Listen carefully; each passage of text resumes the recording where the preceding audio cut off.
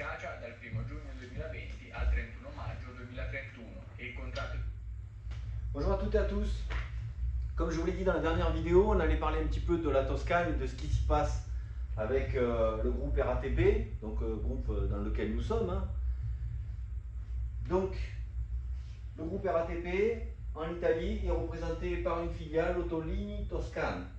Donc, il y a eu et qui a remporté un appel d'offres très intéressant pour le groupe en termes de finances et en termes d'apport de savoir-faire et d'expérience à vivre pour le groupe.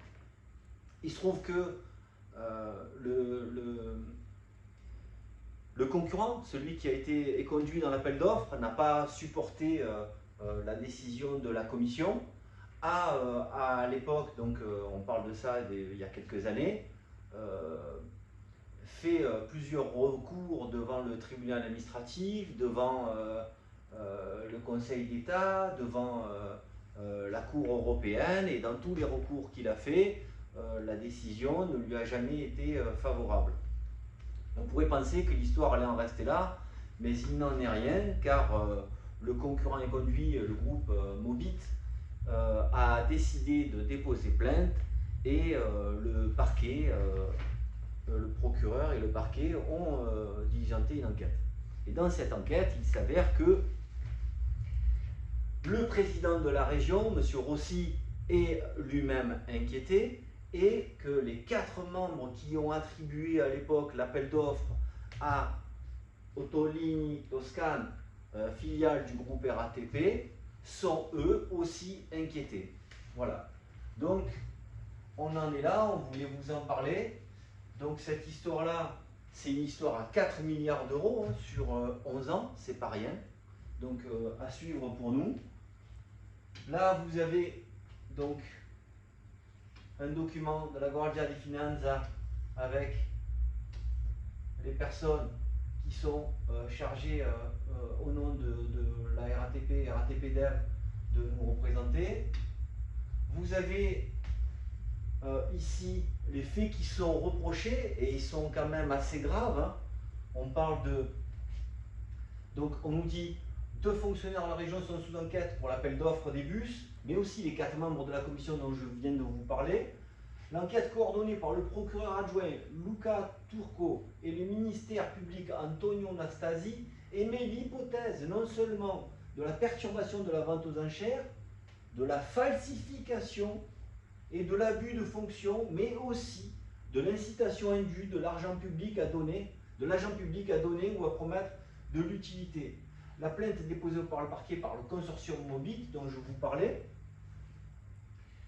Alors qu'est-ce qu'on reproche là-dedans? On commence par reprocher à un membre de la commission qui a fait partie du conseil des commissaires aux comptes d'une société opérant dans le domaine des transports publics et dont l'actionnaire majoritaire était la RATP, dont le président était l'actuel président d'Autolinii Toscane.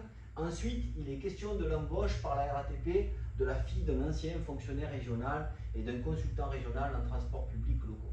Ça, c'est pour l'anecdote et pour vous dire où nous en sommes. Donc, il y a une vraie embrouille. Donc, autant on pouvait se satisfaire pour le groupe des décisions qui ont été données par les tribunaux administratifs et la Cour européenne. Là, par contre, il y a un réel souci, et on sait de quoi on parle, parce qu'au SAT RATP, nous, on avait déposé plainte contre Pierre Mongin pour favoritisme dans l'attribution des rames de marché de RER. On sait comment ça se passe, et là, ça commence à devenir politique. Et on est en Italie, on est aussi à Florence, on est regardé, et cette enquête, elle est de mauvais goût, de mauvais genre pour le groupe RATP. Alors que fait le groupe RATP? Qu'est-ce qu'il nous dit souvent? Qu'est-ce qu'on nous dit souvent en interne? Vous devez respecter la réglementation. Et souvent, nous, ce qu'on constate, c'est fais ce que je te dis, mais pas ce que je fais. Notamment sur les fichiers illégaux. Fais ce que je te dis, mais pas ce que je fais. C'est-à-dire que tu n'as pas le droit de recueillir l'information sur les agents, de le traiter dans un fichier, c'est illégal. Par contre, moi, enfin les DO, moi, je peux le faire. Et qu'est-ce qu'elle nous dit, la RATP, ce mois-ci, en juillet 2020, alors que l'affaire vient de sortir. Dans le Urban Map de juillet 2020, il est question de lutte contre la corruption. Et il y a quelque chose qui nous fait rigoler au SAT-RATP, c'est l'exemple qui est donné. Il est là. Il est là, il est là. Il est là, il est là. En pratique, il y a la corruption par exemple lorsqu'un collaborateur accepte un avantage personnel de la part d'un fournisseur afin de le favoriser, ou encore lorsqu'un vendeur à la sauvette propose à un agent assermenté de la marchandise en échange de sa non-verbalisation. Quand même, l'exemple il est un peu tiré par les cheveux, même si j'en ai pas beaucoup quand même. Là on parle de bananes et de pommes. Tout à l'heure on parlait de... C'était des grosses sommes, on n'est pas dans le même truc. Hein. Mais bon, la corruption est un acte pénal et on fait le rappel et on nous explique les 8 piliers anticorruption, cartographie des risques, tout ce qu'on a, hein, un régime disciplinaire. Disciplinaire. Et pourquoi ça marche que dans un sens alors? Ça marche pas dans les deux sens. Quand c'est vous, il n'y a pas de disciplinaire. Quand c'est les petits, il y a du disciplinaire. Ben non, il faut de l'équité. C'est ça qu'il faut. Donc, voilà tous le dispositif qu'on met en place. Et bien sûr, il y a le lien avec le conseil d'administration, il y a des formations, il y a tout ce qu'il faut. Et n'oubliez pas, Transparency International. Donc là, on est sur du lourd. On a aussi le code éthique. Enfin, de la documentation pour pas que ça arrive, on en a à foison. Et pourtant, ça arrive. Mais toujours pareil. Pas vu, pas pris. Mais là, c'est peut-être vu et pris. Donc on va suivre ce dossier-là de près. Parce que nous, ce qu'on voudrait, c'est qu'il y ait un traitement équitable. Que lorsque des dirigeants, même des dirigeants de sociétés et de filiales, sont pris la main dans le sac et qui filoutent, ben, bon débarras. C'est comme ça qu'on fait quand ça se passe. Donc, j'en viens au sujet suivant. J'en ai fini avec la Toscane, mais par contre, on vous tiendra régulièrement au courant des avancées. Hein, c'est-à-dire, dès qu'il y aura des mises en examen, on vous le dira. Bon, ce qui nous préoccupe aujourd'hui, c'est qu'on est à la fin du mois de juillet, notre camarade Alex est toujours menacé de révocation, que la direction ne semble pas entendre nos revendications. Nos revendications, elles sont simples. Il n'a rien à faire au conseil de discipline, ce mec-là. Il a été aux côtés des salariés pendant les piquets de grève. Il a été, et il est encore aux côtés des salariés quand ils ont besoin de lui. Il est élu au CSE4, il est secrétaire du CSE. Et à ce titre-là, il n'a rien à faire au conseil de discipline, il n'avait rien à y faire, mais il a encore moins rien à faire dehors. Vous ne pouvez pas le révoquer. Ça, il faut que vous le sortiez, que vous reveniez à la raison et que vous entendiez que ce mec-là, il n'a rien à faire dehors. Il est à l'intérieur, il a fait que son travail. Il a fait que respecter son mandat d'élu. Pour finir, sur notre camarade Alex, c'est rare que j'aille sur la page de la CGT, mais il fallait quand même que je vous en parle.